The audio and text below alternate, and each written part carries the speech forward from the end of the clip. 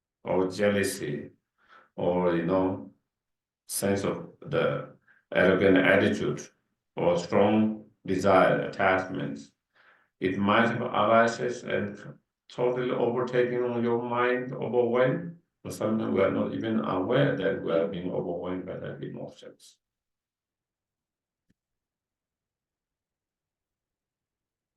The reason is because we are not mindful and we are not examining our mind.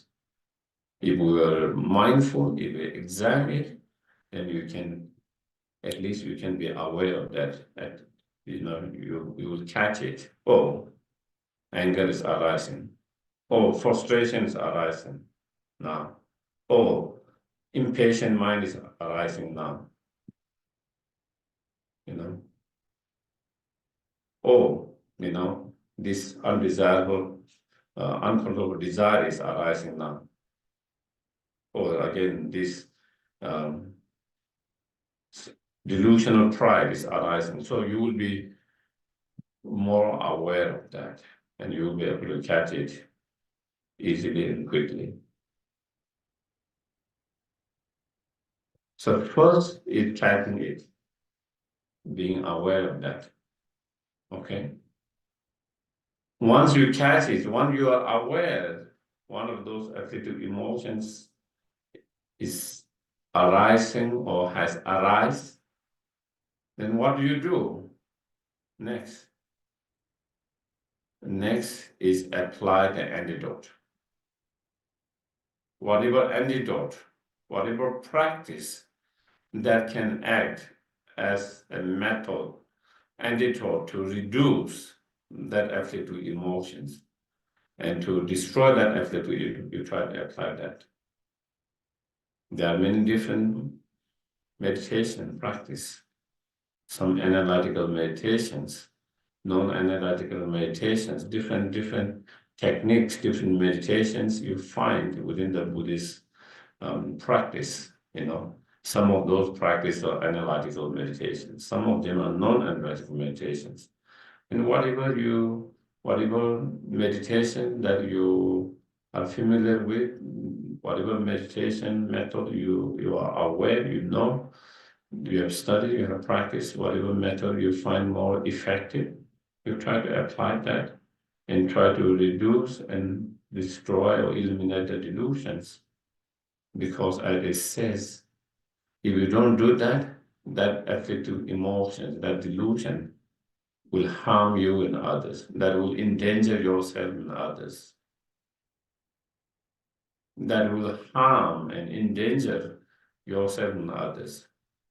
And since we don't want to harm and endanger yourself and others, and therefore, we'll try to get rid of it as soon as possible without delay. We'll try to, overcome it by applying whatever antidote that is required and needed. Otherwise, the more you wait, the more damage it does to yourself and others.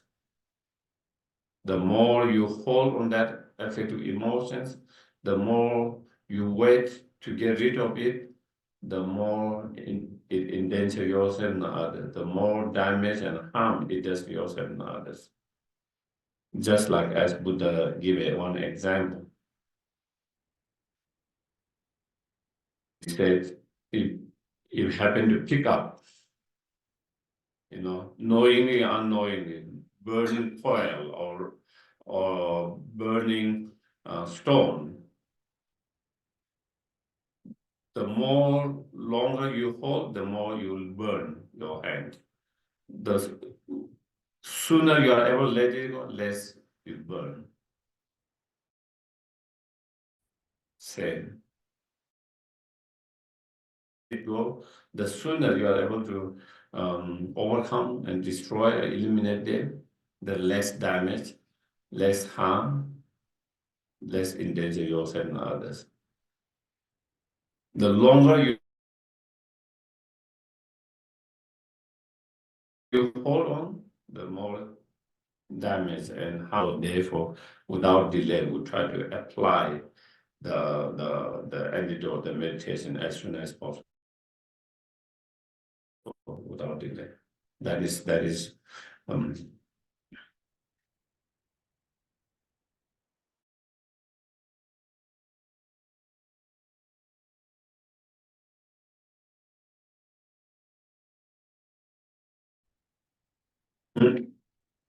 mindfulness practice is very important part of the practice. In order to have a strong, in order to develop meditative concentration, samadhi, you need a strong mindfulness, introspection. Those are the two main tools that you need to develop in order to have samatha or meditative concentration. Without the strong mindfulness and introspection practice, you cannot develop samatha or meditative concentrations. These are the two main tools. Also, to be able to keep our precepts, whatever precept that we have taken, whether it's a lay vows, whether it's a refuge precept, whether it's a lay precept, whether it's as a monks and nuns, they have ordinations, different precepts, bodhisattva precepts, whatever different precept that we have. In order to keep them purely, also you need strong mindfulness introspections. If you don't have strong mindfulness introspections, even you have broken one of precept, you are not even aware you have broken it. You have even broken and even you have polluted one of precepts, still we are not aware of it because, again, our mindfulness and introspection not strong. And therefore, we are not even aware, even in such cases. So to be able to keep those precepts, pure, without breaking, diluting, polluting them, whatever precepts, we need a strong mindfulness and examining mind of the introspections. So that is also very crucial. And so that practice, trying to apply that practice in every day as much as possible is crucial. And the so-called delusions or afflictive emotions, in Tibetan we call myomo, Sanskrit kalacha, and of course there are different English translations. Delusion, afflictive emotions, distractive emotions, disturbing negative emotions, whatever different term or translation we use, basically is a state of mind. It's a state of mind. The moment that kind of state of mind arises within us, the moment that mind arises, that mental factors of the mind arises, that make that person's disturb their mind. It disturb their mind, and therefore it make them, not peaceful, unpeaceful, disturbed, agitated, not calm, and not happy, make you unhappy. And that is what we call the pneumo or delusions. And of course, there are many different delusions, in Buddhist study of the mind, psychologists, they talk about, 6 root delusions, 21 secondary delusions, So there are many categories, and also you also find also 3 root delusion or 3 root poisons, and which are again, the anger, attachments, and ignorance. And then all the other secondary delusion that arises from those root delusions, or that such as resentment, miserliness, jealousy, and so forth. There are many. So any of those mind or mental consciousness arises immediately in that very moment. It's like before your mind is calm, peaceful, and immediately that calmness is disturbed. Arising of that mind, make your mind not peaceful and calm anymore. It disturbs that peaceful and calmness. It disturbs that. It destroys your calm and peacefulness and disturbs your mind. Agitated, so that is and as it mentioned here, those delusions are the real cause of suffering to ourselves and others. The external conditions, those internal conditions, those state of mind are the worst.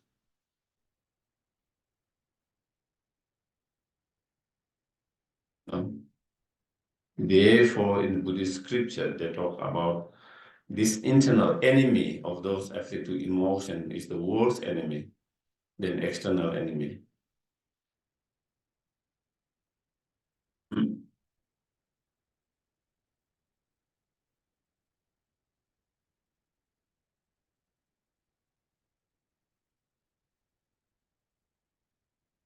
External enemies,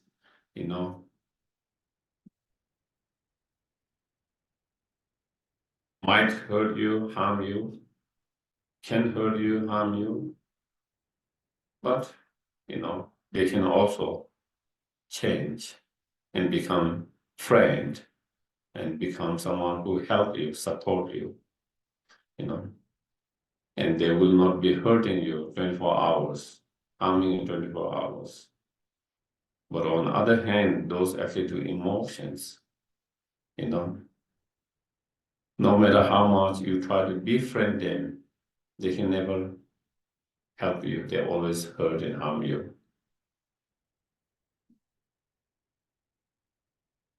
With the other enemy, external enemy, if you try to be nice to them, good to them, if you try to befriend them, they can change, transform and become a friend later, can become. But the delusions, the more you befriend them, the more you give them space, the more you try to embrace them, the more it endangers you, the more harm it does you, the more hurt it do you and others. So therefore, that is the worst enemy. And therefore, as Buddha, if there's no internal enemy of delusion, there's no external enemy. The external enemy is display of your internal enemy.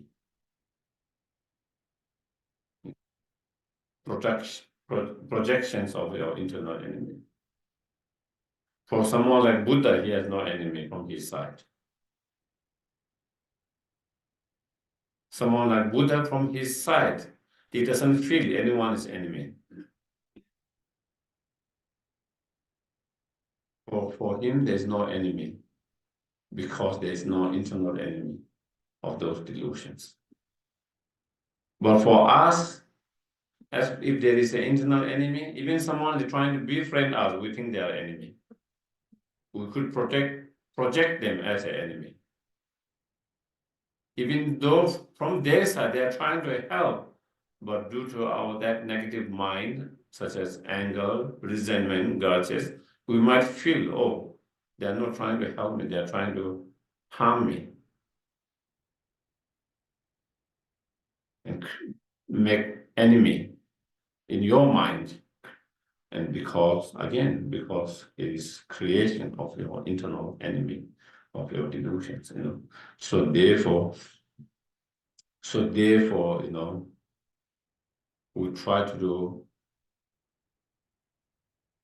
reduce and destroy that internal enemy, the delusions.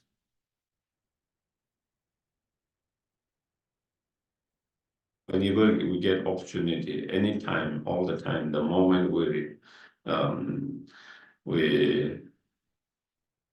catch them, so that is where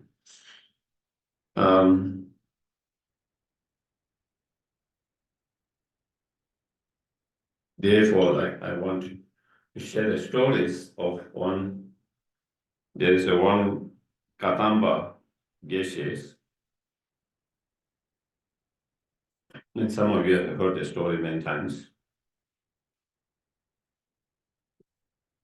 His name was Geshe Ben Gungel. Ben Gungel. And in his earlier life, he was a very well-known and fear kind of bandit, like robbery, and people were scared of him because he robbed. And but later part, he he regretted his earlier life of his being engaged in such actions and living in that way. So he regretted, and then he turned his mind towards the Dharma, and he started to study, and he became a monk and study and practice.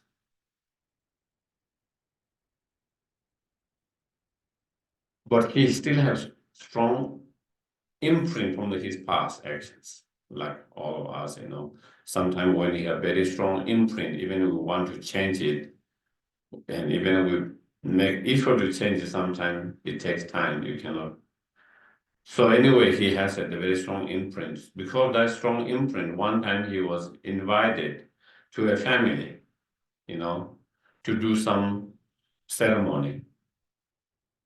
And so while he was doing ceremony in the room where the family was out, doing whatever they need to do, he saw in a sack.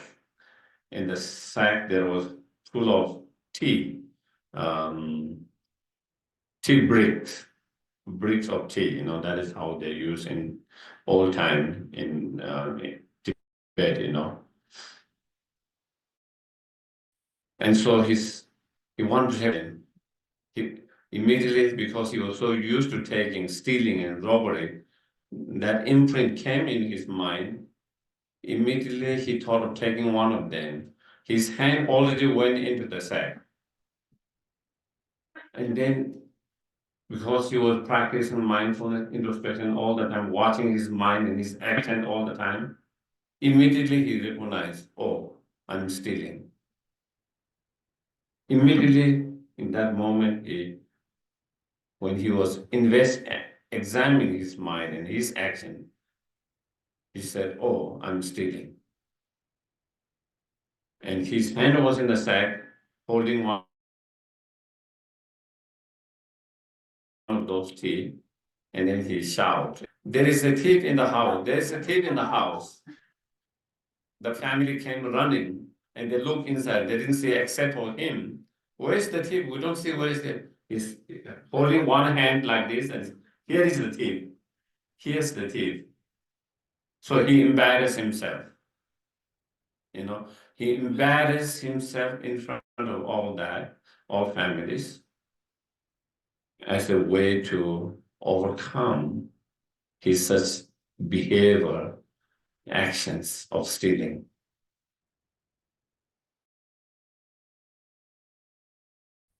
That is his way of applying the antidote. Way to apply one of antidote to embarrass himself in that way, that he doesn't repeat that again in the futures.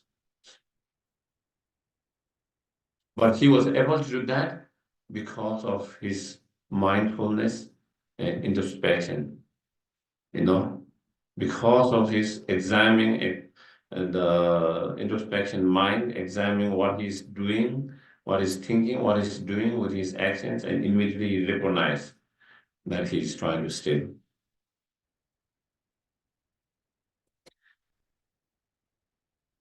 Another time,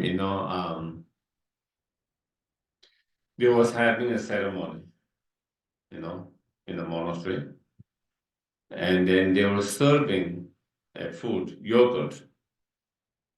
And because he was new monk, age-wise, even though he's senior, but because in terms of joining the monastery, he was new month. So in a row, you see it in a row according to the seniority, who became who took Odin earlier, based on that. So he was in the almost last row. And so when they were serving the yogurt, from the first front row, he saw them serving a lot. And then he started getting worried. Oh, by the time it come to me, when I'm last, maybe there might not be enough.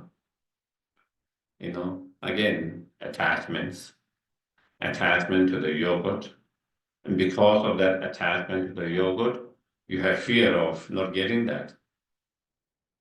So he started to have fear or worry that by the time it come to my turn, maybe there might not be enough. That was what he started to feel. Of course, there was enough. And then by the time the serving monk came to his place, and then again, as a way of training his way of training, he put the bowl upside down and said, I already ate before. I've already ate. I've already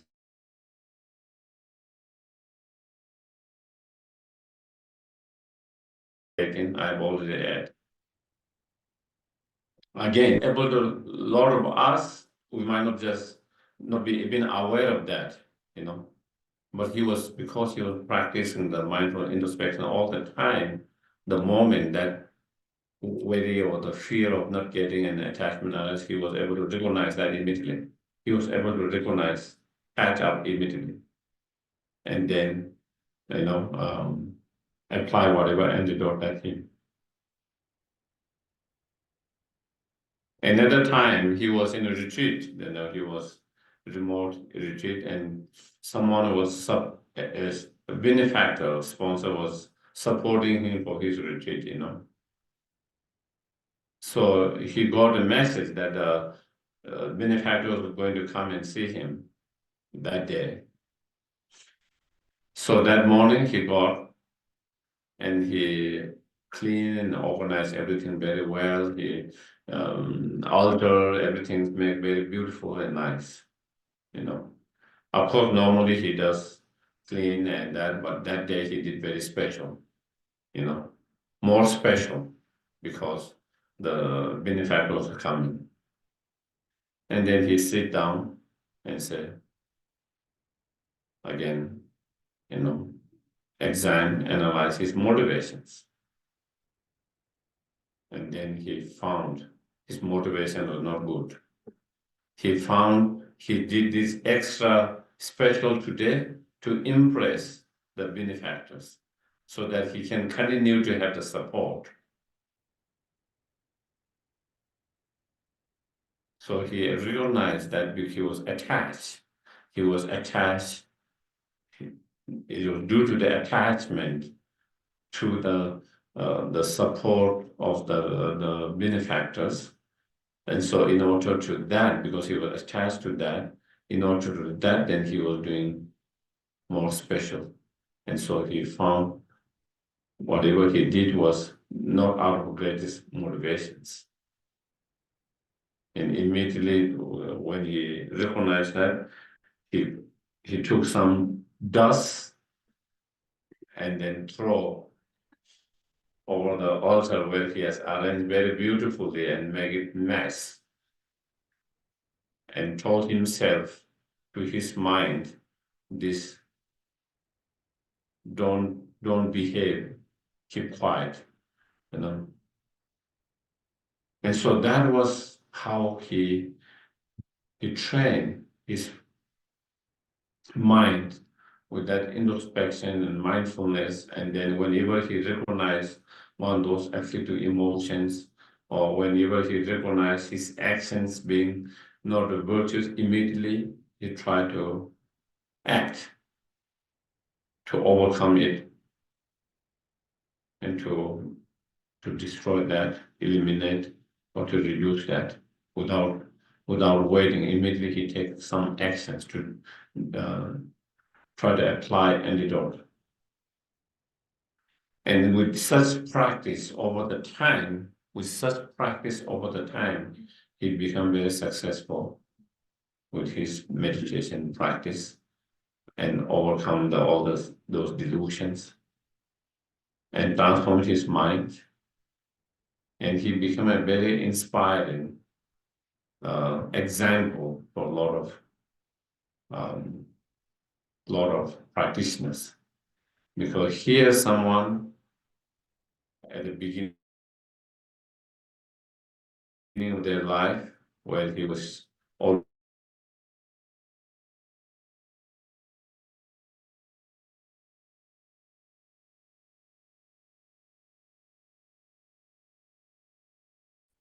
and that Geshe Begunken, he said,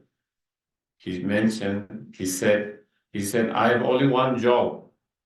I have no other job, only one job. I have only one thing to do. I have only one job to do.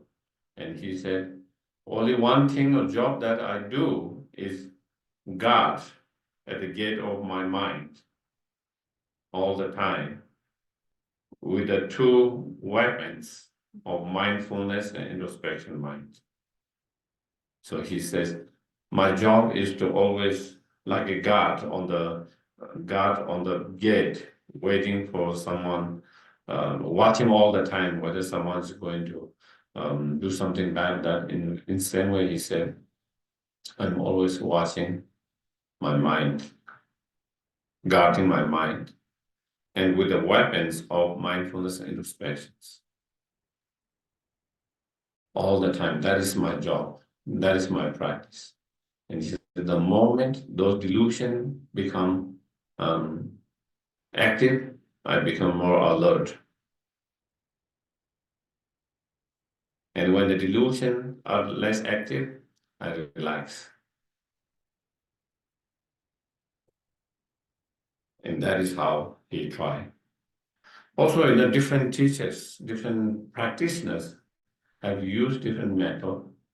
Like also they explain, some of the practitioners, meditators, again, constantly always examine their thoughts, mind, as it is said here, always examine their thoughts, applying the introspection and mindfulness. And they used to have, rocks, different colors, black and white rocks. And when they have negative thoughts, they put one of those black rocks. When they have positive thought, one white one. That is how they do, watching, and the moment negative thought arises, one positive. And as I say at the very beginning, mostly is the black one, hardly much white. But they keep on doing that. And as you become more and more aware, mindful, and with that examining mind, and slowly you are able to reduce them, less and less, and have more and more positive. And then slowly over the time, they have equal and they have more white one. And that was another their method to really see, because sometimes we might not be aware with the mind, but when you have all this, each time you have the negative thought happening, then it becomes so clear to us. And sometimes some certain practitioner, it says in the cave where they are meditating or hurt, when they have one negative thought, they have one line. When they have another negative thought, one line, like that, one side. If they are positive, then the other side, they have that one. Again, that is how they see how much negative thoughts that I'm having today, or how much negative thought that I had today. So you can, by the end of the day, when you count it, you see how many negative thoughts I had. That is also one. So those are the different methods that they use. Of course, on mental totally it's the same. It's using your examine into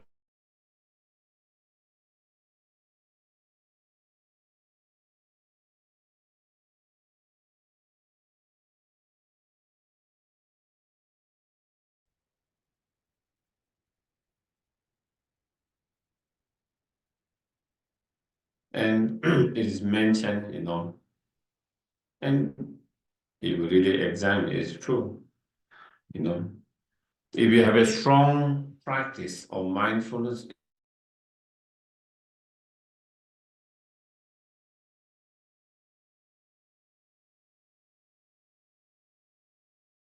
catch when those negative thoughts arises. When you don't have strong mindfulness, introspection mind, sometimes that negative thoughts, let's say anger, has already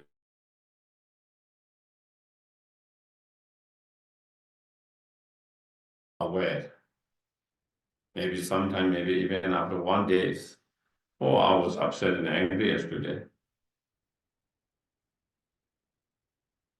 Until then, you are not aware, and sometimes that, but if you have stronger mindfulness, then that you are able to recognize sooner more. Not only you are able to, or the more you are able to recognize sooner, the more easier it is to get rid of it. Because at the very beginning, the emotions, those negative feelings, emotions are not so strong, but it built up just like a fire. It started with spark, very small, and then with the time and wind and so forth, it becomes bigger and bigger. And the more bigger it is, the more difficult it is to extinguish and undo it. But the earlier you are able to identify the early is more easier to extinguish the fire. Same with the delusions. A lot of times the delusion arises, and then there's the wind, like the fuel, then our different thoughts, projections, and different thoughts that how good or how bad and what happened, all these different thoughts and concepts add up that feeling of emotion stronger and stronger and very strong, make it very intense and strong over the time. But if you can recognize earlier, it's much more easier to take. It's just like I use this example, For example, you have candle light, and from that candle light, the fire started. When the candle is blown by the wind, the moment you see it is blown and fire is starting, because it's just starting, it's small, one glass of water might be enough to extinguish that fire. But you didn't see it that time, and you saw it after, I don't know, 10 minutes, 20 minutes, this whole table is on fire. One glass of water is not going to need many buckets of water.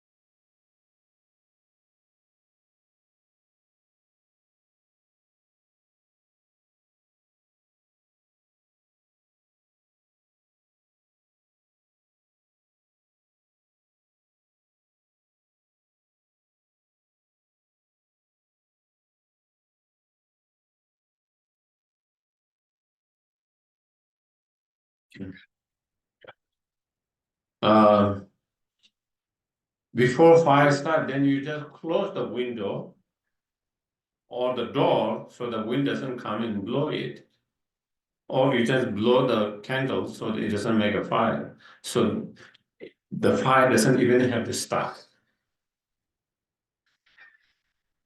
Same way, the delusion even does not have to arise to begin with. Because the delusion arises due to certain condition coming together. And you recognize, oh, those conditions coming. And because of all these conditions, next anger could arise, attachment could arise. Arrogant attitude could arise. You are able to identify and see that. And so by changing that condition, then even the delusion does not arise to begin with. So such is the helpful, that strong practice of mindfulness, introspection, examining, as you said, introspection means that examining your mind all the time, and your actions, your body, speech, mind all the time, especially the mind, especially the mind. And so that is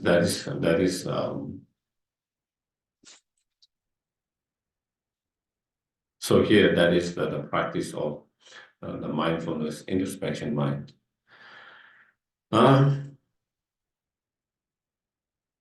In terms of applying the antidote,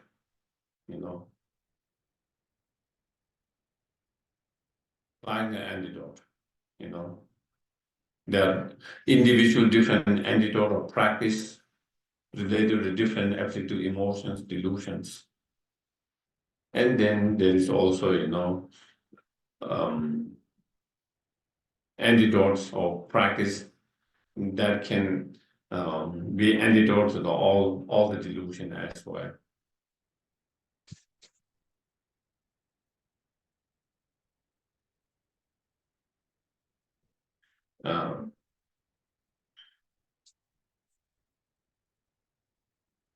And as I mentioned, there are some analytical meditation, non-analytical meditations. If we talk of some of the analytical meditations, for example, when we find our mind is attached to something, or having a strong desire or craving for something, attachment to something, craving to something, having a strong desire to some objects, we have that desire or that craving or that attachment, that object, because we see something positive quality in that object. That's why we desire that object. That's why we are craving for that object. And whatever that positive quality that you might see, attractive qualities, nice qualities, something beneficial, helpful qualities that you might see in that object. That is what makes us to have that. Then in analytical meditations is, you try to, with your practice intentionally, through effort, you try to see the unattractive quality of that object.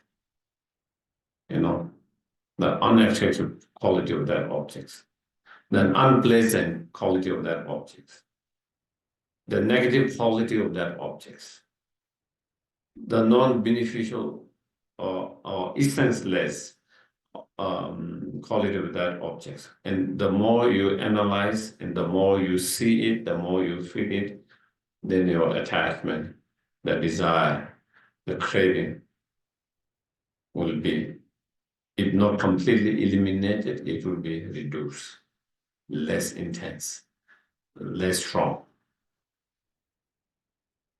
That's analytical meditations. Yeah, of course, in the Buddhist, For example, one of the examples that give it, it was attached to anyone's, let's say, physical body. Whether it's yourself, you are being attached to your own physical body, or you are being attached to someone's physical bodies. And because we're attached to that, because we see something desirable in that object, something desirable in that object, something nice, attractive, desirable objects. So meditation is then, as a way of meditation is kind of scanning. It's like being operation theater, and you are opening everything what is inside. First finding the skin, what is inside the skin, the flesh, and then all the muscles, veins. If you go beyond, then what are there's all the bones, all of that, blood, bones. If you see that, will you be so attracted? Will you have such strong attachment? Will you have such,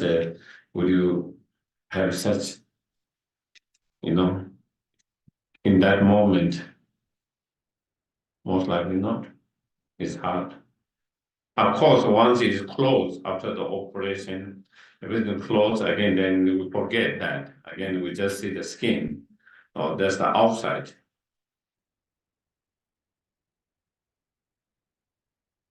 And so that meditations, and of course, with relation, there are many other meditation as well, that the Buddha described as a part of the practice of the mindfulness of body. We did the mindfulness of body, feelings, mind and phenomena, the four mindfulness. And within the mindfulness practice of body, then there are many other practice, the breath, scanning your bodies and many others. And within that, one of those practices that, really kind of scanning each part of your body from the top to down, what is inside, and all the impure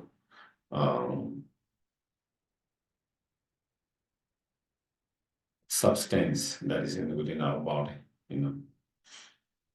And through that, then we overcome or reduce the attachments. And so we try to apply that same kind of technique, meditations, to any kind of object that we were attracted to or that we're attached to, by seeing the unpleasant side of it. Everything, isn't it? Like sometimes some flowers or some plant, it look beautiful and nice. That is the pleasant side, and because of that, we might be attached to it. But maybe that might have some kind of allergy to me. If I think of that, then maybe I might not be so desired for that. Do you get it? I might not want that. Even though it's a nice from shape and color and all that. But when I see that side, that is I have a allergic reaction to that, and then again, I don't have same kind of desire or attachment that I had before I knew that. That side effect of that. And that would be, that can be applied to any objects, It's not like everything is 100% positive and desirable and attractive and good in that, Sometimes we only see some part and we'll get attached to that. And if we try to see the other part as, then we have less attachment to that, less craving, less desire. And so that is the whole kind of part of the practice meditations, analytical meditation. And same, when you have any kind of attachment, craving, we try to apply such analytical meditations. Also, when we have anger, resentment, grudges, those, again, antidote to that is, again, the practice of patience. and many different method of analytical meditation that you find in Shantideva's Gatboso Way of Life, chapter 6, and there's many different way of analyzing it to reduce and overcome the anger.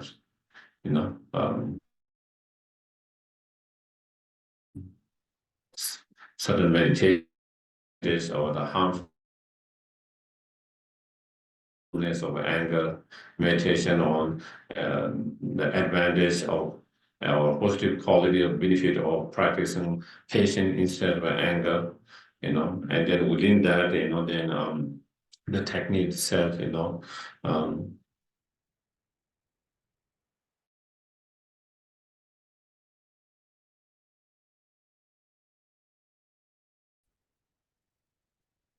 use, if someone hurt you, harm you, and because of that you are upset and angry, because of someone's, let's say, words, harsh words,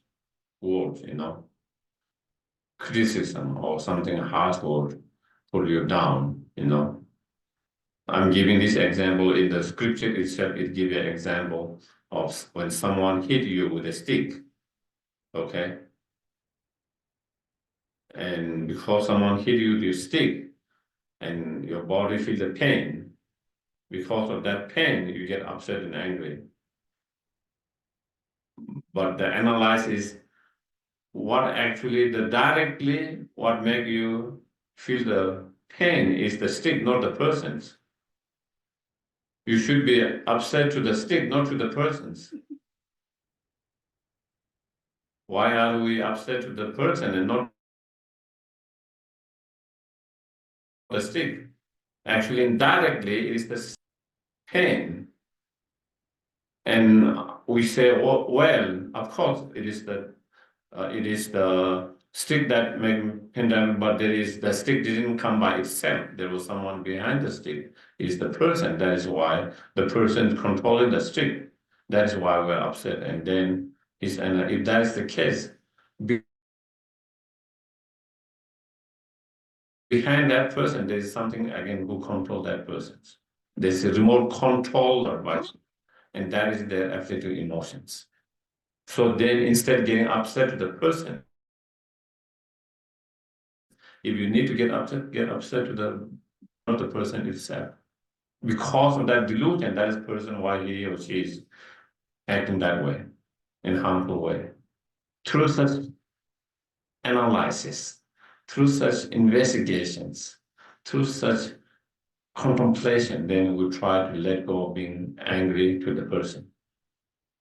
We try to let go of being angry and upset to the persons. Another analysis, instead of being angry to that person, we should feel compassion for that person. We should feel compassion, more compassion that person than others. Because that person is like someone who has a mental illness and they have no control. In the scripture, they talk about being possessed by some kind of other spirit or some kind of mental problems where they have no control. For example, if we have patients in a hospital, let's say, and they have mental conditions or some illness. Because of that illness, even if you try to help them, sometimes they try to say harsh things. They try to hurt you. The very people who try to help them, the nurse, the assistants, the doctors, or sometimes their family members who are trying to help them, very people who are trying to help them, they become violent towards them and try to hurt them. But everyone who is involved trying to help them, they know their conditions. They have that mental illness, they have that disease. So they don't get so upset and angry. Instead, they feel so compassion. Feeling, how can I help him to come out of this mental state? What kind of cure, what kind of meditation or medicine, or what could there be that I can help him to be free from such a miserable state. You don't get upset, but instead feel more compassion because you see the suffering. Same way here, Shandeva, and in all many other mind training, it also explains similarities. You try to see same way this person is acting in such way harmful because that person is being possessed by that negative emotions. Because that person is being controlled by that negative emotions. And therefore, that person is suffering a lot. Therefore, that person had no control over that. So, there are so many different such analysis you find in Sandeva. You can use any of those, whatever you find more effective. And meditating on impermanence in general, in meditating on dead impermanence can be also powerful. When you meditate on dead impermanence, not only I'm going to die one day, but I could die anytime. Today might be this month, this year, this month, this week. Today might be my last day. To have that kind of awareness, conviction, understanding. If you have that experience, feeling, today might be my last day. Today might be if you really sincerely feel from your heart through such meditation, you feel this today might be my last day, then you feel there's no reason to be attached to all these things, Feel I don't have to be attached, I don't need this, I don't have to be attached to all of this because today is probably my last day. You have less wants, less desire, less craving. Also, when you know from sincerely, today might be my last day, then you feel it is a useless and meaningless trying to hold this negative feeling, anger, hatred, and all that, and trying to fight and quarrel with others you feel is all useless, meaningless. It makes you easy to let go of all this negative feeling of. That is why meditations and having that realization of that impermanence is so powerful to reduce both attachments and anger or the other delusion that arises before them. And then, in relation to the ignorance, when we identify ignorance arising and antidote, the meditation is, meditation on dependent arisings, emptiness, dependent arising. And the meditation on emptiness, dependent arising is powerful, not only to the ignorant, but to reduce and to overcome all the different afflictive emotions and delusions.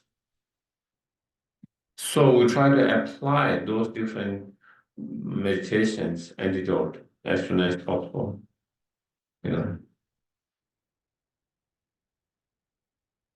Also, some non-analytical meditations in dealing with delusions is, when the delusions arises through mindfulness, introspection, being aware of them, and just simply observing and being aware and learning not to engage with that, not to engage. If you don't engage with those feelings or emotions, but simply just observing, then it does not last. It comes and goes. Impermanent is momentary. That whatever delusion, whatever feeling you are is a momentary. Even though everything is momentary, for us it feels like it's not momentary. It feels like I've been having this for 1 hour, this feeling. It feels like I've been having this feeling for 1 day, 1 month, 1 week. even though it's just momentary, but because we engage with other thoughts, we fuel it, and so we give continuity to that. Continuity to that. One moment giving continuity to the next moment, that giving to the continue the next moment. So that continuity moment for us, it feels like same, even though it's not same. So if we don't give the fuel and continue to that, it just comes and goes. It doesn't last. But the problem is that we, at the moment, we don't know how to just observe, be aware, and not to get involved with that, And so in non-analytical meditation, such as mindfulness meditation, that is one of the technique that you learn and you apply, is, simply just observe whatever feelings arise, whatever delusion, whatever it arises, but observe and get involved with that. That's one particular technique. And also,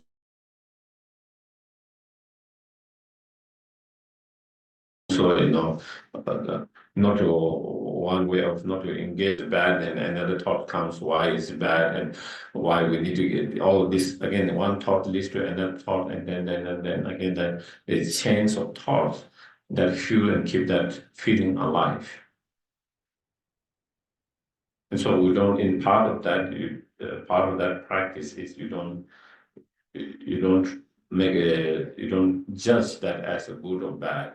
You don't try to embrace it. You don't try to push it away, struggles it that, but simply just observe whatever's happening and not to engage it. And that's also a non-analytical kind of way of technique.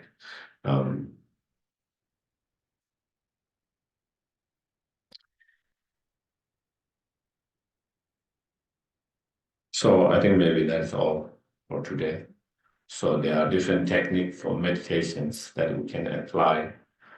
Some non-analytical and analytical meditations. Within the analytical meditations, there are many different analytical meditation. And again, we learn those different techniques and we try to apply, implement, and see what works for us, what is going to work for us, what is more effective to oneself and not effective, and whatever one feel is effective to oneself, suitable for oneself, beneficial for oneself, you try to apply that particular meditation antidote or to analyze. Okay. So I can take a couple of questions if anyone has any questions. So, what about traffic? There's there's a big construction going on in the plaza, blocked by a lot of cars, and so what do you do for that? You have to accept that is what is going on, and knowing that they are trying to do this for the betterment, improvement of that, even though maybe it might be taking time, more time, and then accepting that's what it is. In this part of the world, things take time. And so being aware, this is that, and you just have to accept, and so you just have to prepare to go a little bit earlier then by understanding the situations. But stay calm. Calm, yeah, absolutely. Mindful, calm, yeah, and not allow our mind to be disturbed and agitated by that. And that is always in such situation, when there is having construction like that, or when there is having is during the peak hours, when you are doing, then we just have to take a little bit more time so that we don't, because we know that you can be stuck for more times. so that your mind doesn't start agitated because I'm going to late or because I'm going to miss this and that, all this, then the fear, the worry, and then agitation because someone just came in front of you and all these different feelings, negative feeling. But if you just take a little bit more time, you have less worry, less fear that you will not make on the time, you will miss. And so depending on that, we just have to know the situation and open the way to adjust and keep our mind calm, peaceful. Yeah. And give up attachment to being on time. Yeah, once you are stuck in that, and then you just have to accept it is not going to change whether I get upset or not because I'm upset and angry. I'm not going to make time off and I will reach there that time. If I'm late, I'm late, already late. There's nothing I can do it. Because of traffic or because of whatever, if I'm late, I'm already late. And it's just being okay with that. And you try to be on the time, but you couldn't be on the time because of certain things. And not to worry about it, not to think too much about it, and just try to be there when whatever. And so I think, I think that is what it is. And sometimes that also happened to me, and when I reflect that way, it helped, driving to the airport, for example. And sometimes unseen things happen. There's an accident on the road, there's traffic, and you can be stuck there for that. And then you started to worry whether I can make on the time or not. And if you allow your mind to go in that direction, your mind started to really become, then you just have to make decision. And then I in my mind, I make, well, whether I think or not is not going to make difference. Whether I arrive early or not, there's nothing it's going to. So just let it. If I miss it, so miss it. There's nothing I can do about it. If I make in time, so be it. Because I'm already there, stuck in the process, and so just being accepting whatever that, and so not allow your mind to get too overthinking, and so that can help. What about death? What about a loved one dying? Do you have mindfulness and calmness around? Yeah, I mean, one can practice mindfulness calm everywhere, anytime, in any situation, and especially, I think maybe even more, especially in such situations. Because if you're calm and peaceful, then it affects other people around there, because it's a difficult time for a lot of people there. And someone there who is more calm, peaceful, bringing that energy can help others to be more calm and peaceful. Whereas when someone comes with energy where their mind is too agitated and disturbed, it can affect others' mind also becoming too agitated and disturbed and being overwhelmed and all of that. So therefore, when you are more calm, peaceful, you bring that environment, that kind of feeling to that can affect others, so that they don't become too overwhelmed, and all of that. So I think it is, useful and beneficial for oneself and for everyone who is there to create that kind of more calm, peaceful environment. Yeah.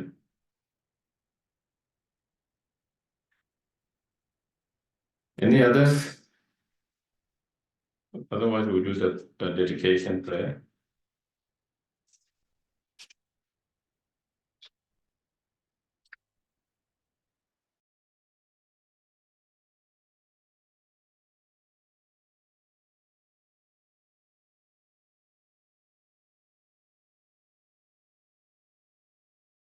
To all beings everywhere on every prayer list, we specifically dedicate for those experiencing obstacles: Jana, Adrian, Lyra, Mary Jo, Gilbert T, Matthew at Althoff, Jack Holland. We also dedicate for those experiencing illness: specifically Janine, Jane, Patty, Bill, Maddie, Tony, Patty, Carol, Joanne, Lisa Pacheco, Gilbert, and Daniel De Maria.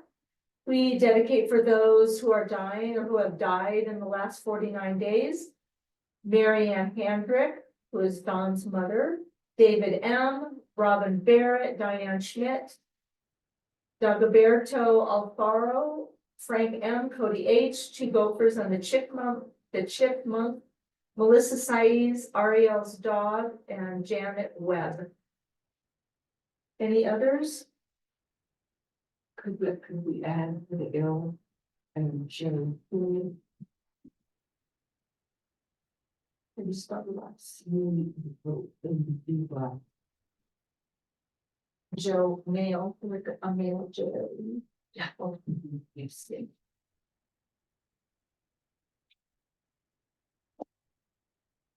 We'll do the general dedication prayer. Once in Tibetan.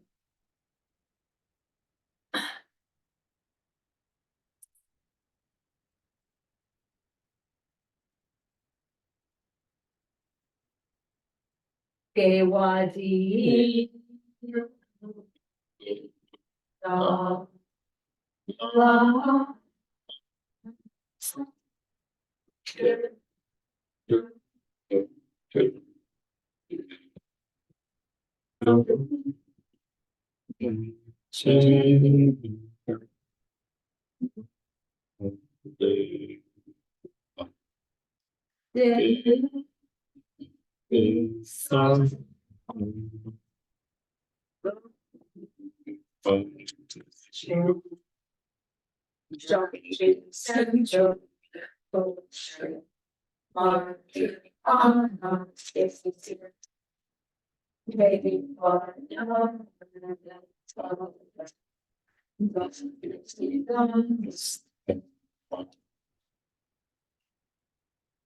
Long life prayers for His Holiness.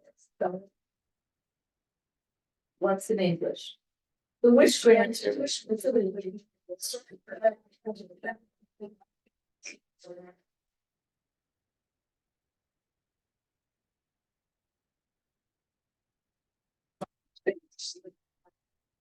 And the prayer for the swift return of long silver Geshe. Hear those teachers.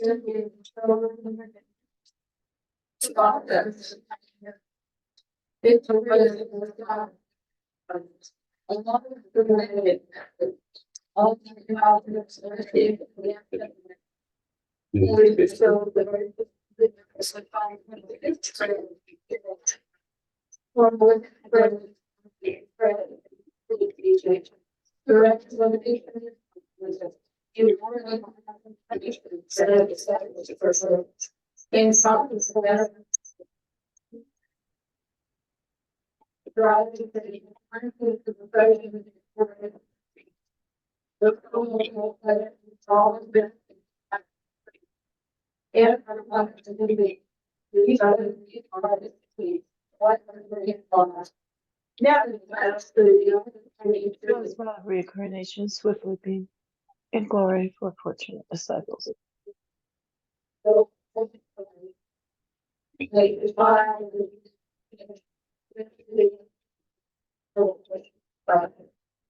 And the book will be done on the issue. Better little one. The one whose kindness exceeds that of all the conquerors, for those wanderers and far places, especially the less mindful and loving concern, intentionally descending again into a family of descendant. We make this request. Oh Lama, please live long.